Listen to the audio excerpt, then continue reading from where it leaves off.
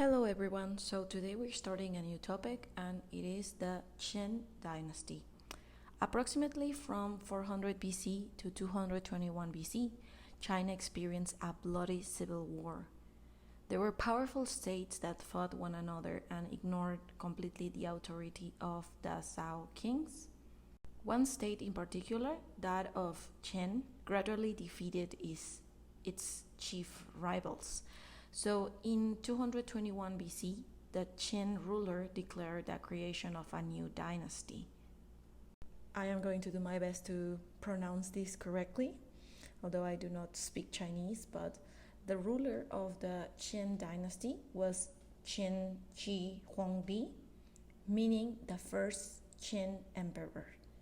He was an ambitious man and he came to the throne in 246 BC at the age of 13. In 221 BC, he defeated the last of his rivals and founded a new dynasty with himself as emperor. According to some sources, he was described as a man with the chest of a bird of prey, the voice of a jackal, and the heart of a tiger. Those were the qualities that Shen Shi Huangdi used to unite China. Let's talk now about some of his contributions. First, he created a single monetary system and ordered the building of a system of roads throughout the entire empire, so it would be easier to connect China. Another thing that he did was to reduce the powers of the landed aristocrats. He did that by dividing their estates among the peasants.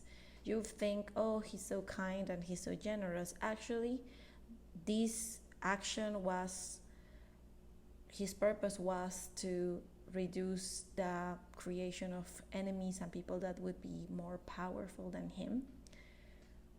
Let's move on. His armies advanced to the south, extending the border of China to the edge of the Zhohan River, or also known as the Red River, what is modern day, or what it is known today as the country of Vietnam. So he extended his territory using the power of his army and moving south. It is also believed that the emperor left behind a remarkable artistic legacy too. In 1974, some farmers were digging a well about 35 miles, that is 56 kilometers east of Xi'an, and they discovered an underground pit near the burial mound of the first Qin emperor. This pit contained a vast army made out of terracotta, or also known as hardened clay. This is the material from which the statues were made. So, upon discovery, Chinese archaeologists believed that it was a recreation of Shen Shi Huangdi's imperial guard, so soldiers, the ones that he trusted the most to secure his life. And this was meant to be with the emperor on his journey to the next world.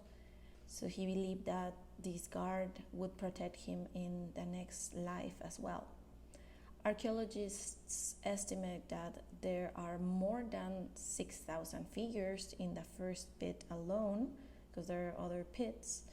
And it is not just the statues or the figures of his imperial guard, but you can also find horses, wooden chariots, and approximately 7,000 bronze weapons. So, of course, the army needed to have weapons and horses because the army was supposed to defend the emperor in the next life, in the next world.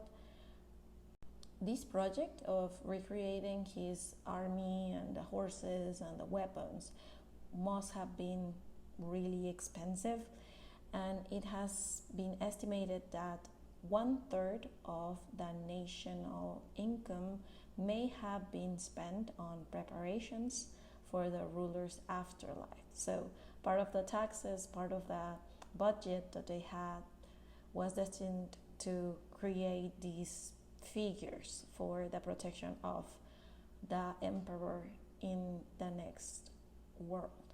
Let's talk now about the Great Wall. You probably hear of China and you think of the Great Wall. Well, Qin's emperor's major foreign concern was in the north. He was concerned with protecting the north. In the north resided a nomadic group. They were nomads, and they were known to the Chinese as the Xiongnu. This group mastered the art of riding on horseback, so they were really good riders, horse riders. So the Xiongnu were organized loosely into tribes.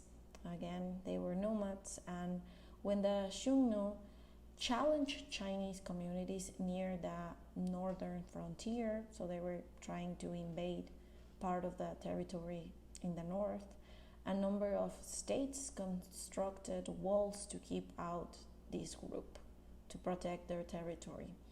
So one of the advantages that they had was that they were warriors on horseback, right? They were like horse riders. If you compare that to the infantry troops that the Chinese had, well, they were clearly a disadvantage here. So that was a disadvantage for the Chinese troops. So Shang Shi Huangdi's answer to the problem was to strengthen the existing system of walls and to link them together. So today we know Shang Shi Huangdi's project as the Great Wall of China.